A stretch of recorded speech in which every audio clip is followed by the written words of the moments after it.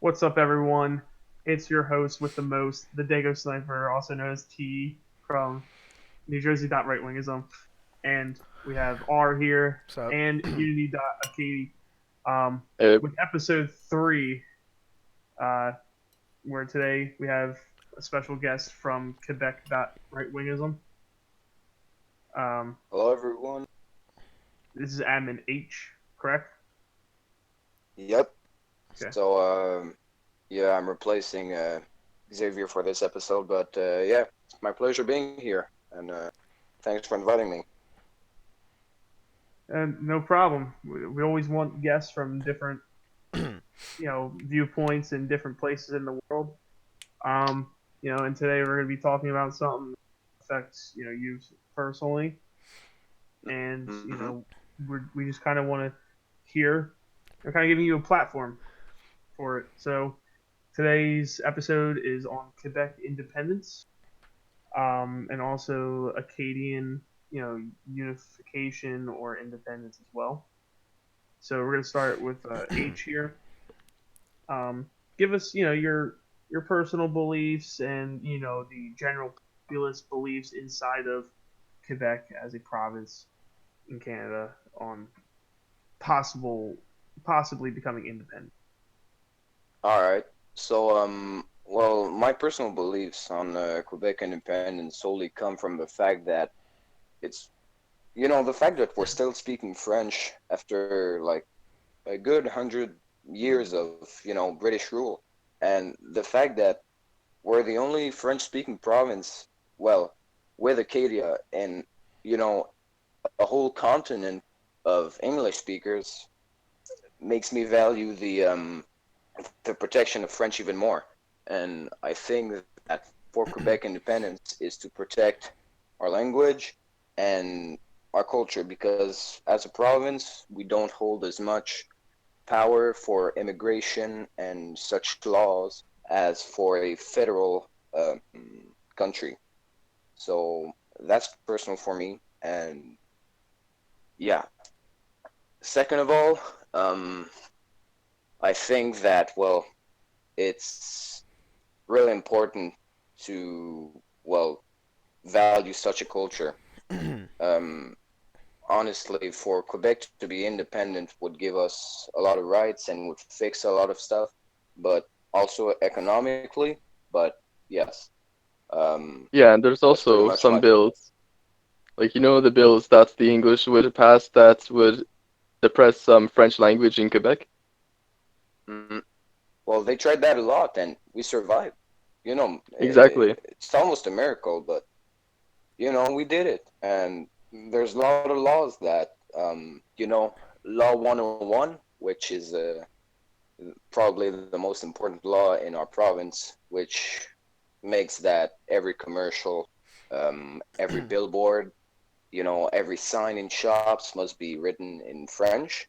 Um, the the villages with well, the places with more than 50% English speakers, um, they can it does not apply to them. So Montreal with the growing English community and other stuff. Eventually it could come to that, but I think we got to be more, you know, strict on our laws. And I've got nothing against English speakers. It's only that even even in our own, even in places like Montreal or Quebec, where it's supposed to be strictly enforced, we've got problems just making it happen, and that's a lot of problems with the federal government. So yes. Yeah, I see something very similar like that happening in New Brunswick, where 5 years ago, the town of Bathurst was predominantly French speaking, but then the English sort of overruled that eventually and sort of assimilated the population quite a bit. Hmm. Now, is Well, it true? Now, is it true inside of Canada? In order to hold a job with the government, like police, fire, EMS, etc., you'll probably you should be bilingual, if not have to be bilingual. I honestly, for the maritime provinces, mostly the Acadian part and Quebec, I think that yes, it's really important for everyone to be bilingual. So well, both communities understand each other very well, and it aids to the cooperation. But um, I don't think it's really necessary for places like Alberta, Saskatchewan, and most of the West. Um, I mean, I don't think it's that necessary, but we still got to think about the communities in Saint Boniface in Manitoba and the French community in Ontario. But Yeah, like unless the further west you go, the less prevalent it becomes. Yeah. yeah, but I don't think it's that necessary for West provinces. But for Quebec Hmm. and the Maritimes, I think it's really crucial for both French and English. Now, I guess for if you could possibly translate it to American politics or just regular geopolitics, can you explain to us what the QB is? Or no, the BQ. I'm sorry, the BQ. The The B- I'm sorry. Like the Québécois. Black. Oh Yeah, thank you. The well, the party that's in Canada. all right. Well, their position in the government is pretty special. Not gonna lie. It's it doesn't run for provincial elections, but for federal. It supports independence, but I don't think that it can hold the power to make a referendum. Otherwise, what it does is enforce, um, how do I say that, souverainist, independentist ideals on the federal government and protects. Honestly, it's pretty much it protects province rights. So what Yeah, it and does it's like is yeah. So there's only like members in Quebec. Like there's not really Bloc Québécois outside of Quebec. It's just solely in that province. Mm-hmm. yeah, it's solely in that province, and honestly, what it does is represent Quebec ideals, and it's like, hey, we got problems on that matter, and I know we're all equal as provinces, but yeah, it's basically it's a federal independentist party that, well, see it as state rights for the Americans. Virginia back in the American Civil War. Um, each states went for themselves because they each had different reasons, and Mm-hmm. they seceded because they weren't happy. And it's almost like, yeah, Okay. I mean, it could be. I mean, we don't have in the United States we have a two parties, obviously Republican and Democrat. But in Canada, you guys are a little bit more complex with about four parties: the Liberals, the Conservatives, the the New uh, Democratic Party. yeah, yeah, and then your Parti Liberal du Quebec. If I'm reading properly. Or no, yeah, the yeah. PT. Okay, so that's who represents you now, the Parti Liberal du Quebec. No, no, we are actually represented by the Coalition Avenir Québec, so the well, basically, it's pretty much an independent party. I mean, it's not really conservative, nor is it liberal. It's run by a former independentist minister and the co-owner of Air Transat, um, Prime Minister Legault. And this man actually, well, it's a it's a party that unified with it's not independentist, but it does It's like support the cause of secessionist. Quebec a lot. Yeah, but I mean, they don't really stand for secession. But honestly, it's really popular in Quebec because this man has done a lot of good, and he's helped us a lot after what, well, the former Liberal minister did to us. And honestly, during this COVID-19 crisis, he's really doing a good job. And basically, A lot no, more it's than not the this. federal government. Yes, I mean he's done a lot more than Trudeau. And Hmm. basically, it's not secessionist. It's a party that's represented as federalist, but the only thing is it's really about Quebec. It's not globalist. It's really like we support the local market. We're gonna make sure that like everybody gets a good job. That we're gonna support local farms, local products, and honestly, he's doing a great job. So that we focus on ourselves. Hmm. Hmm. That's all right. That's good, I suppose. America needs a bit more of that. Yeah. I mean, Yeah, because I see that everything in Quebec is usually from local markets or nearby. It's Yeah, everything here's very from China. localized. that's It's good. true, but we do have a lot of imports from other provinces. I mean, um, con-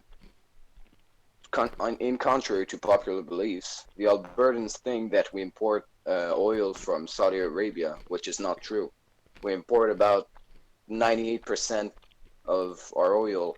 No, wait, I think it's uh, 60% or more, something like that. I don't have the exact numbers. Well, we import most of our oil from Alberta, and we have like 3% from Algeria, but yes, we're really getting a lot of imports from other provinces. I can't really And elaborate on that matter. I'm not informed too much, but yeah. I mean, I we got the do. hydro. I was gonna say I Hmm? do remember about 2 years ago hearing that Prime Minister Trudeau wanted to phase out oil sands and the lumber industry in Canada, two of your major exports as a country itself. He cannot. It's that's a broken promise, honestly, because right now he's collaborating with the Albertan government, and we Quebec we did not want to have a pipeline of oil pass through us to Mm. go to the Maritimes because it's a lot of pollution. There's a lot of leaks very often, and it's a lot of you know maintaining. And basically, what Trudeau said in the recent elections, he said, "We're not gonna make a pipeline pass through. No, no, no. I'm against oil. I'm for renewable." He did none of that. He supports. No, he doesn't even support. He just stays in the back. He approves to everybody, and he's like, you know what? Make that pipeline. Money counts, and that's all there is. It's all about the money. It's not about. The current Trudeau is a lot like his father. Yeah, Mm, I've heard. I mean, I heard that his father was very friendly with the communists back in like the 70s and 80s. Like friendly with the Soviet Union and Cuba. yeah. Well, we didn't really have a good time with his father. Neither. He well during the a hostage crisis in Quebec during our prime independence. Um, we had a terrorist group, which I do not support. I'd like to point out. It was called Liberation. the FLQ. Yeah, Hmm. Liberation Quebec Front. I'm not sure.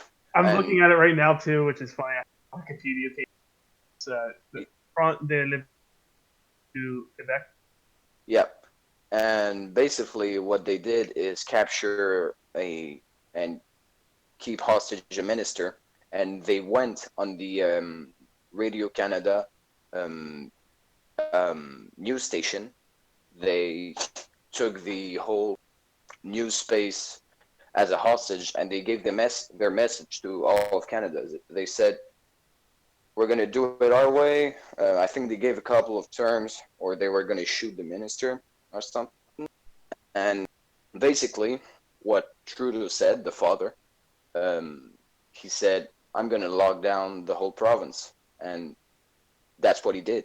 So basically, we call that la crise d'octobre, Ouais. and this thing is basically it's like we see it as a curfew. We're not far from that. Many they do that in China right now. It's basically you have the army in the streets, and if you're out at this hour, you go to Well, prison.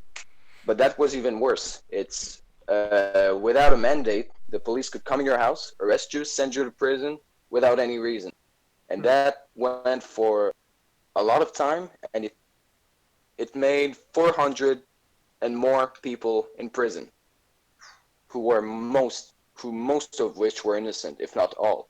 So you know what I mean? I mean, Yeah, I was about to ask, would you possibly be able to compare, the Quebec Liberation Front to the IRA? um, yes, There's like some yes. things you can compare. I remember that the IRA is pretty based in my opinion, but now they're more communist, Well, I mean, which is sort of trash. price were up, pretty Nats. true. Uh, well, the only thing is the Quebec Liberation Front, a very weak organization compared to the IRA, and they didn't have any Yeah. funds to, they didn't do like they didn't bomb whole buildings and all. I think they did like one or two bomb cars. I'm not sure, but it's typical IRA moves. And no, no, not really. The FOQ was pretty much of a joke compared to what the IRA is. So, Hmm.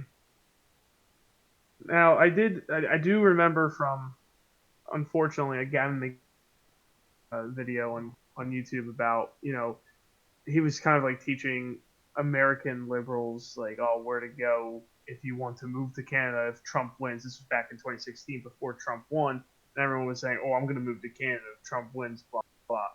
And no one has held on to that promise. Well, anyone of significance has held on to that promise. Um, and he basically said like that in the 80s, I believe, that the mm-hmm. Quebec Liberation Front didn't they also like blow up a plane, or they did something with explosives. All right, I may have uh, misread the situation there. mm, honestly, I'm not informed enough on the Quebec Liberation Front, but I do know they used explosives. Okay, But that's similar with the yeah, that's pretty much the only thing you could compare to the IRA. But otherwise, there was no battles. There was no, there weren't Like the supply motives were still lines. the same. IRA. Yeah, pretty much. But the Quebec Liberation Front weren't armed with M16s, and they didn't have hundreds of members. Honestly, nah. I'm not sure. I'm not too sure on what they did. Maybe they did something else major, but the biggest thing they did was, kidnap a minister. Yeah, I know that they did a few kidnappings and all that. Yeah. So, I guess that we can move on to the general consensus in the province of Quebec on independence. Is it as popular as it was in the 70s and 80s, or is it even popular, or has it died down? Um, this is a really good question. I'm not gonna lie, and I'd say it's honestly, like I think around the same. I around the same. All right, I'll give up my point of view. Honestly, in Quebec, nobody knows if it's as popular, but I believe that it's a little less popular. Most likely in Montreal and the places where Yeah, it's because a there's a little bunch of more immigrants in liberal. Montreal. Yeah, Yeah, it's because very like there's liberal. all the immigrants who don't care as much. Yeah, and there's a rather large English community back in Montreal. But I think that in how do you say that? More country, campagne, outside of the city, it's pretty popular. And in Like the Gaspésie. um, yeah, and in the student community, the younger community, what I see is a lot of them. follow the Quebec Solidaire, which is a Quebec independentist party, and they just formed. And basically, it's a rather more socialist approach than to the um, what's it called? The well, the basic Le Bloc québécois. no, no, not the Bloc Québécois, but the um, Quebec. Well, I forgot, but basically, it's the main party that that was responsible for the first and second referendum. I don't know. I just forgot their name, but it's rather popular. It's not booming, but with what we saw with the Bloc Québécois is that we got a rise in nationalism, and we got to keep it that way. Right now we've got two big parties that really aren't that much globalist. Um, we got La CAQ and the Bloc Québécois.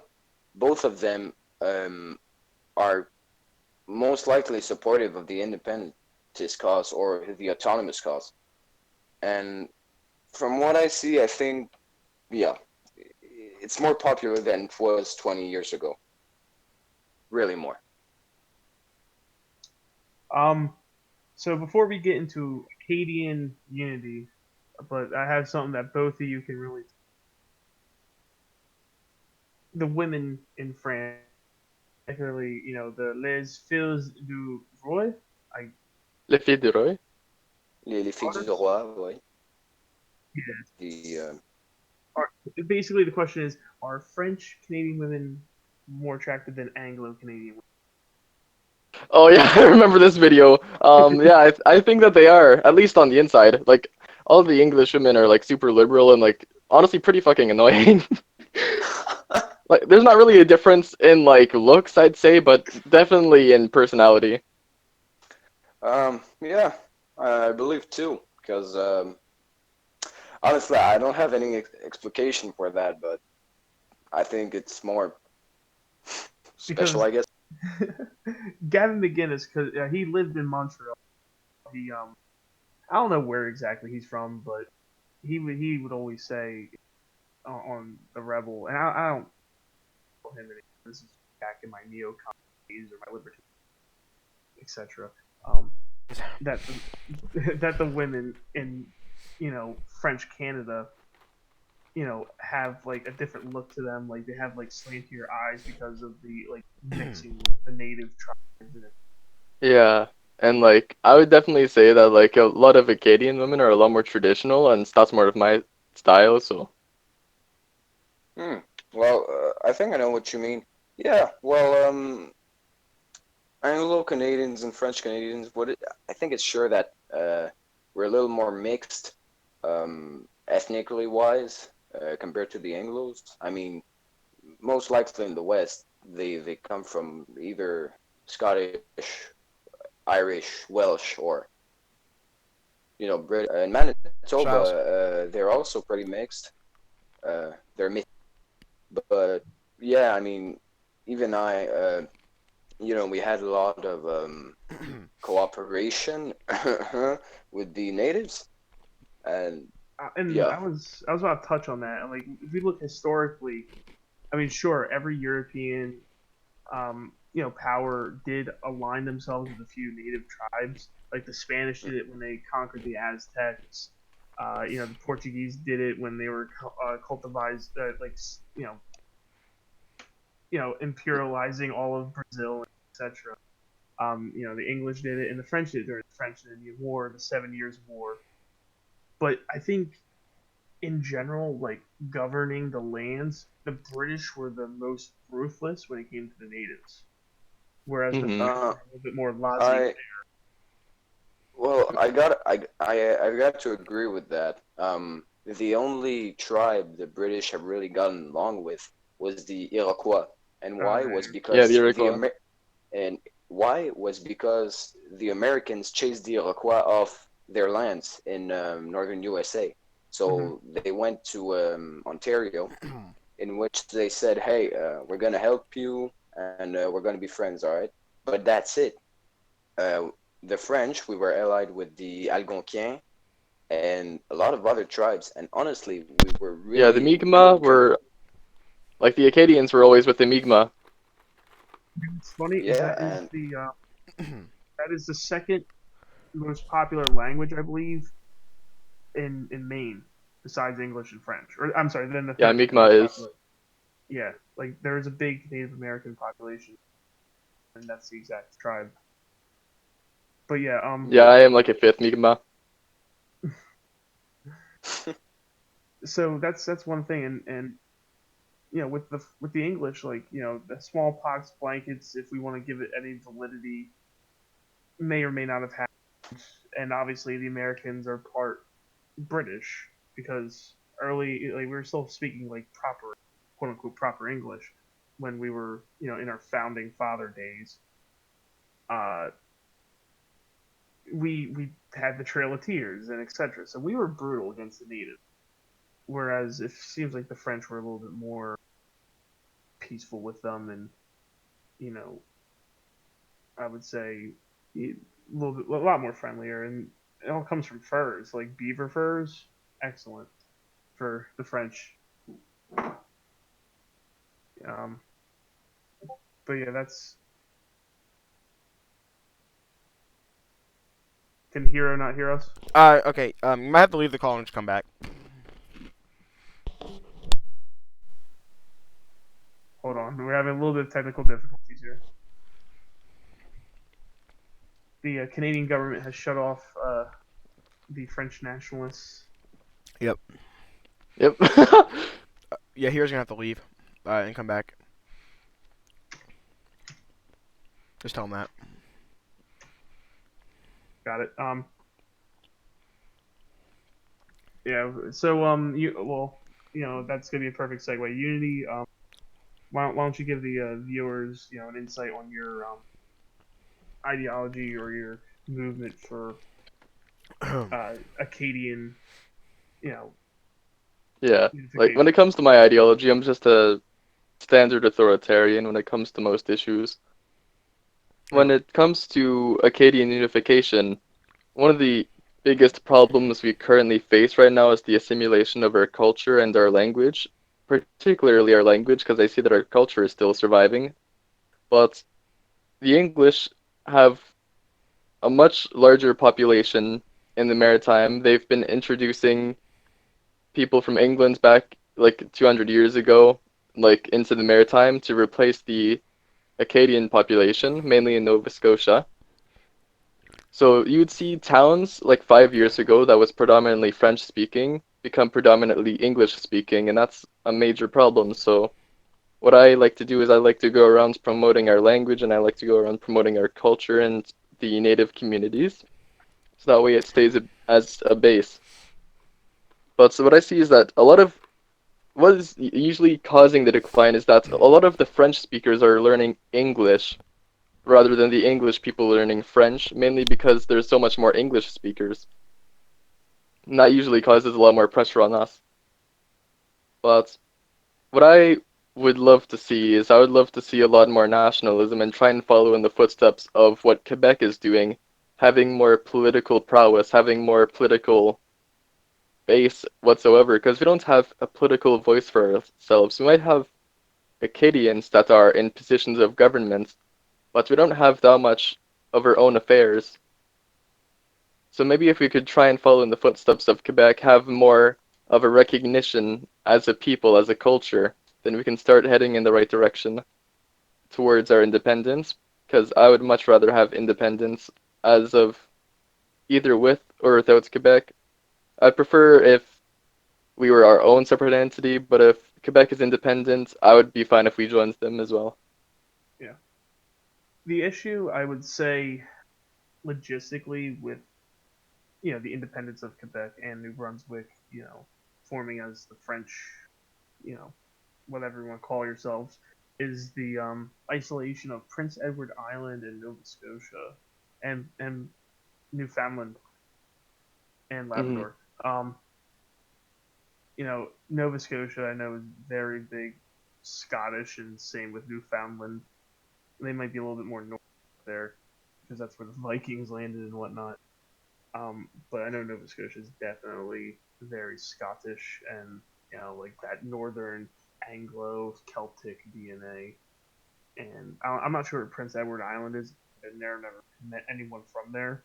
Maybe you can clue me in on as to what the Oh yeah, I can definitely clue you in on all those provinces. Well, originally, like Acadia wasn't actually those three provinces. Those three provinces were actually all of English creation because back when it was French, it was all just one province of Acadie. So Nova Scotia was also predominantly French, and Prince Edward Island was also completely French. I know that a lot of Scottish people moved into Nova Scotia early on, so that's where you see the Scottish people of Cape Breton. So there would be lots of Acadian communities, usually along the coastline, because I see that a lot of Acadians prefer to be along the coastline, as that's where our culture is predominantly stronger and where we can easily live, because we're usually a lot of fishermen and very maritime people.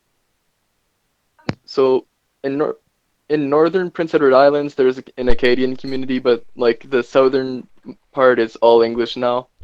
Like stuff like Charlottetown is all of an English creation. A lot of the French names have actually been replaced. Because I know that there's a lot of towns that used to have French names and were actually called something else later on once it yeah. was owned by the British. Hey, I'm looking at a map right now. I mean I see Montague, um, Cardigan maybe, but a lot of it is Anglo, like Belfast, Charlottetown, Victoria, Summerside, Kensington, New Glasgow, Glasgow, Yeah, it's I'm Alberton. guessing that's in Scot. I'm in Nova Scotia. No, this is Prince Edward Island. It's up north, actually. Yeah, like in Prince Edward Islands, there used to be towns called Tracadie. There's actually a Tracadie in New Brunswick as well, but we call that Tracadie Shaila. Uh, There used to be a Saint-Pierre, Trois-Rivières, Malpic, there's Bidic. Disable, whatever. hmm um, Right now, all of the French speaking, like all the towns that have French names are now along the eastern coast of New Brunswick. Mainly in the north, there's stuff like Bathurst, Caraquet, Shipygat, Tracadie, and Shediac, but a lot of those actually have a lot of Native American influence. So they're oh yeah. basically native words, but a lot of them are more francophone and native combined. It's pretty Well, interesting now that I think of it. the town across from where I used to live, that's known as Saint Leonard. That's pretty French right there. Anything with Saint Saint in front of it. Leonard. Yeah, Saint Leonard. Um, Saint Andre, uh, Saint Quint. Like anything with Saint in front of it is usually French. But I think that's the best way to get to where we were, is to put more on the local municipal role of preserving our culture because a lot of the communities are very isolated from one another. So if we can like at least preserve our culture and promote our culture to where it used to be, like I don't want to spread our culture anywhere because that's what immigrants do, but if we can at least preserve our culture where it originally was, then that would at least help us get on the same page as Quebec. Yeah, and that's keeping your native culture native is something that's admirable and something that should be done everywhere. That people in Arizona shouldn't be trying to force their culture on Utah.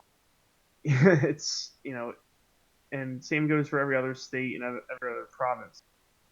Um, there's a lot of unfortunately we have this idea of the West, that the Western Hemisphere is this melting pot, and especially only in Anglo countries, white countries.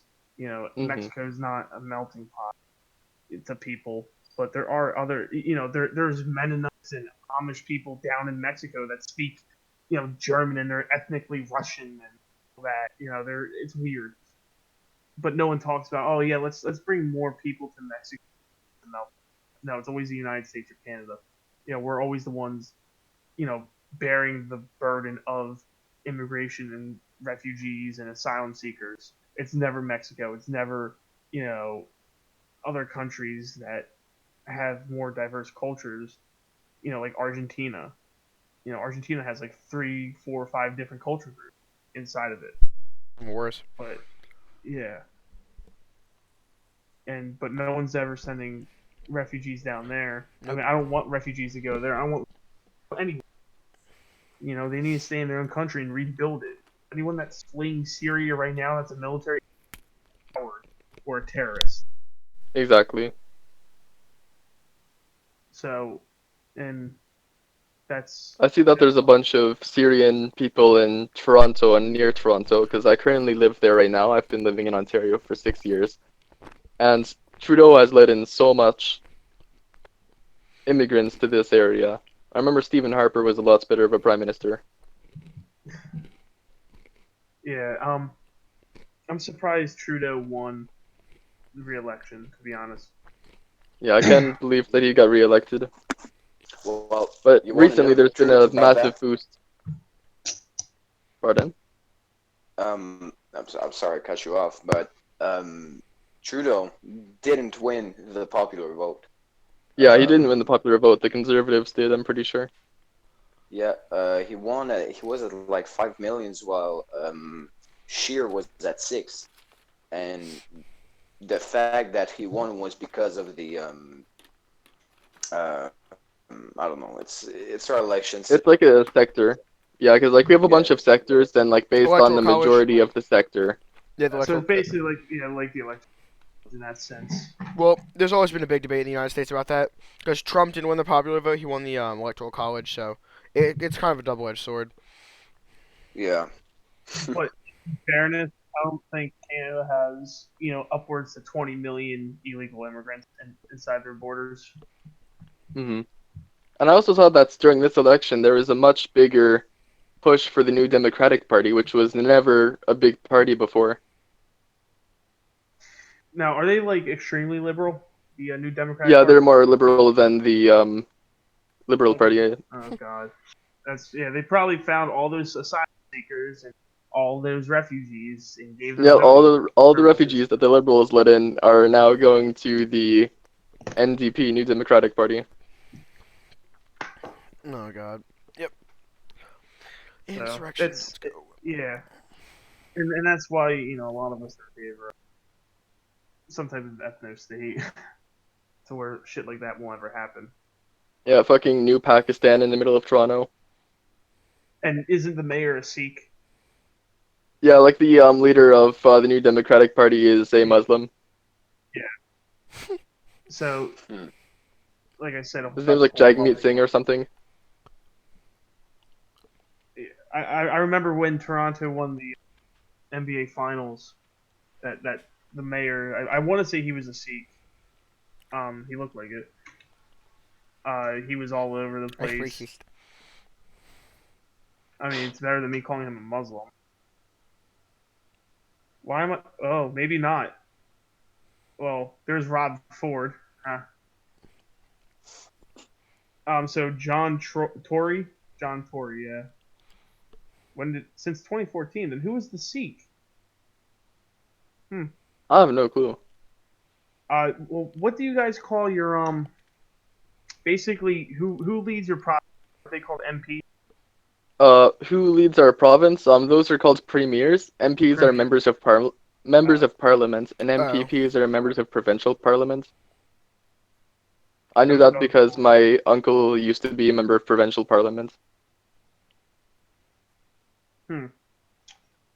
So New Democratic That's kind of Party. weird. So in the United States, if you're part of like the you're either part of the House of Representatives or the Senate, and it's kind of different. Like we don't have like a state or federal one because like the representative is more of a federal position, right, Tim?